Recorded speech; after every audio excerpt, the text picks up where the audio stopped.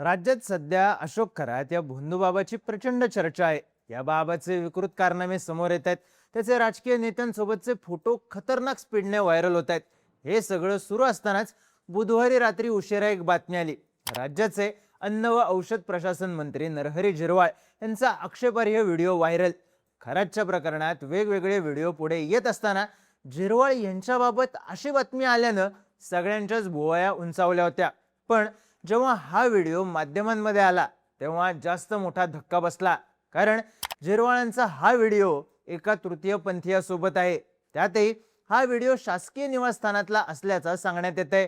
ज्यात आक्षेपार्ह स्थितीत झिरवाळ दिसत आहेतच, पण सोबतच मद्यपान सुरू असल्याचंही दिसतंय. त्यात हा व्हिडिओ ज्या तृतीयपंथीया सोबतचा आहे त्याच्या भावानेच हा व्हिडिओ माध्यमांना दिल्याचं सांगण्यात येते. हा सगळा प्रकार पुढे आल्यानंतर झिरवाळांच्या राजीनाम्याची मागणी सुद्धा केली जाते. व्हायरल व्हिडिओचं हे सगळं प्रकरण समजून घेऊयात या व्हिडिओमधून. नमस्कार, मी चिन्मय आणि तुम्ही पाहताय बोलभिडू. आता सगळ्यांना पडलेला पहिला प्रश्न म्हणजे व्हिडिओत आहे काय?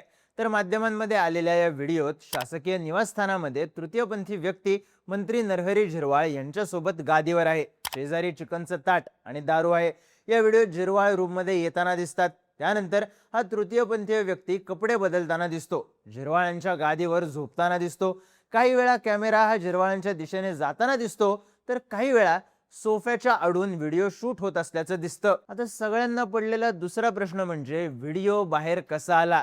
तर लोकशाही मराठी या चॅनलने केलेल्या दाव्यानुसार हा व्हिडिओ रवी यादव या व्यक्तीने समोर आणला.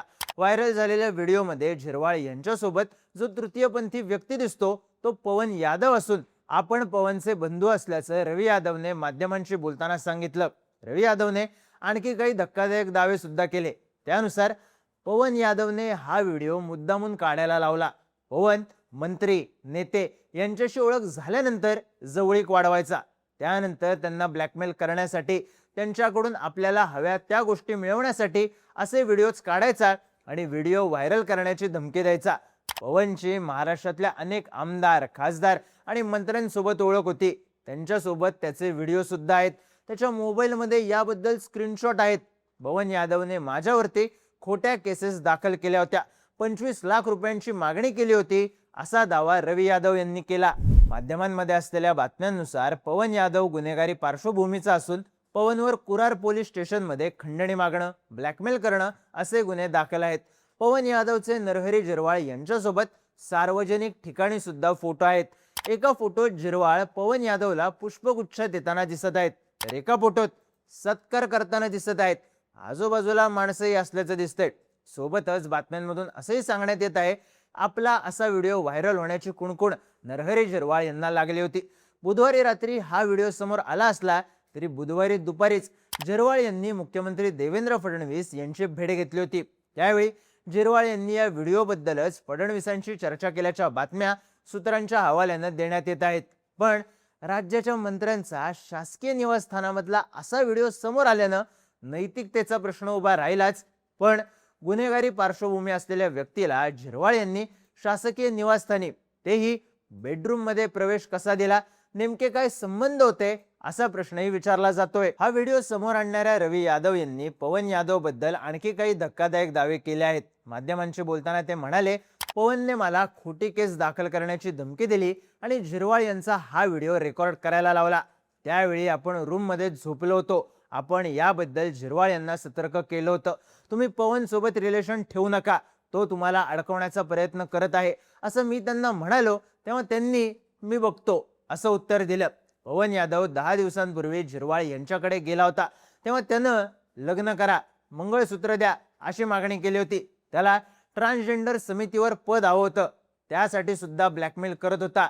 त्यामुळे हा सगळा प्रकार नेमका कशासाठी सुरू होता असा प्रश्न आता पुढे येतोय. त्यात सध्या राज्यात अशोक खरातचं प्रकरण गाजतंय.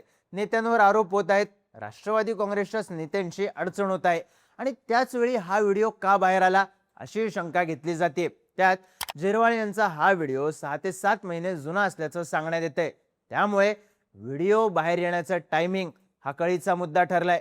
यावर रवी यादवने माध्यमांशी बोलताना सांगितलं की हे व्हिडिओ माझ्या फोनमध्ये रेकॉर्ड झाल्याने माझ्याकडे होते, पण यात मंत्री आणि मोठी लोक असल्याने मी घाबरत होतो की हा व्हिडिओ बाहेर आला तर माझ्या जीवाला धोका निर्माण होईल, त्यामुळे मी हा व्हिडिओ माझ्याकडे आल्यावर लगेचच CP साहेबांना एक पत्र पाठवलं होतं, पण त्यावर काहीच कारवाई झाली नाही. आता मी व्हिडिओ समोर आणल्यानंतर मला धमकावण्यात येत आहे. पवन यादवसह मंत्री आणि आमदारांच्या ऑफिसमधून सुद्धा मला धमक्या येत आहेत. पवन यादव तृतीयपंथीय असल्याचा फायदा घेतो, आपले राजकीय कनेक्शन्स वापरतो, मंत्रालयाचा आय कार्ड दाखवतो, मंत्री बिझनेसमन यांचे आक्षेपार्ह अवस्थेमधले फोटो काढतो आणि त्यांना ब्लॅकमेल करतो, त्यांच्याकडून फेवर्स घेतो. त्यामुळे मी इतर आमदार आणि मंत्र्यांना सुद्धा सतर्क राहण्याची विनंती करतो. पण अर्थातच नरहरी झिरवाळ यांचा हा व्हिडिओ समोर आल्यानंतर त्यांच्यावर चहू बाजूंनी टीका होऊ लागली, त्यांच्या राजीनाम्याची सुद्धा मागणी होऊ लागली.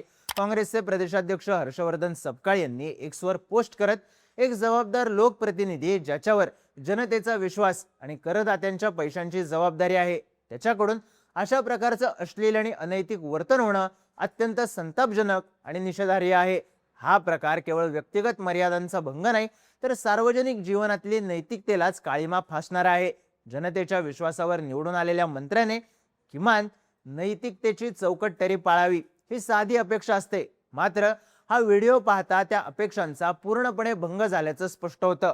या पार्श्वभूमीवर मुख्यमंत्र्यांनी कोणताही विलंब न लावता नरहरी झिरवाळ यांची मंत्रिपदावरून तात्काळ हकालपट्टी करावी अशी मागणी केली आहे.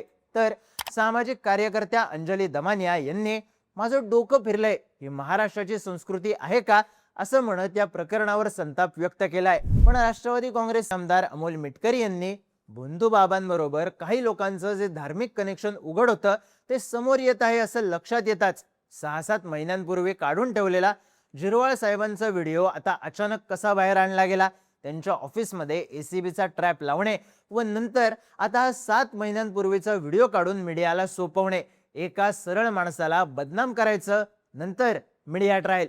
हे जाहीरीतील शुक्राचार्य कोण? अशोक खरात प्रकरण अंगलट येते म्हणून स्वतःवरचं लक्ष विचलित करण्यासाठी केलेला हा प्रकार व हे वंगाळ राजकारण लक्षात येतंय असं म्हणत एका प्रकारे झिरवाळ यांचीच बाजू घेतली आहे. आता सगळ्यात महत्त्वाचं म्हणजे हा व्हिडिओ शूट करेपर्यंत तरी नरहरी झिरवाळ यांनी या प्रकरणावर काहीही प्रतिक्रिया दिलेली नाही. माध्यमांमध्ये असलेल्या बातम्यांनुसार त्यांचे दोन्ही मोबाईल फोन स्विच ऑफ येत आहेत. त्यांच्या कार्यालयाने मात्र अशा कोणत्याही व्हिडिओची कल्पना नसल्याचं आणि झिरवाळ आत्ता कुणाशी बोलणार नसल्याची माहिती दिल्याचं बातम्यांमधून सांगण्यात येतंय. पण आधी मंत्रालयातलं लाचखोरीचं प्रकरण आणि आता हा व्हिडिओ, यामुळे नरहरी झिरवाळांची पुरती अडचण झाली आहे हे नक्की. शासकीय निवासस्थानात झालेली पार्टी, झिरवाळ यांचा व्हायरल झालेला व्हिडिओ आणि हा व्हिडिओ बाहेर येण्याचं टायमिंग, या सगळ्याबद्दल तुम्हाला काय वाटतं? तुमची मतं आणि प्रतिक्रिया कमेंट करून नक्की सांगा आणि माहितीपूर्ण व्हिडिओज पाहण्यासाठी बोलबिडूच्या YouTube चॅनलला सबस्क्राईब करायला विसरू नका.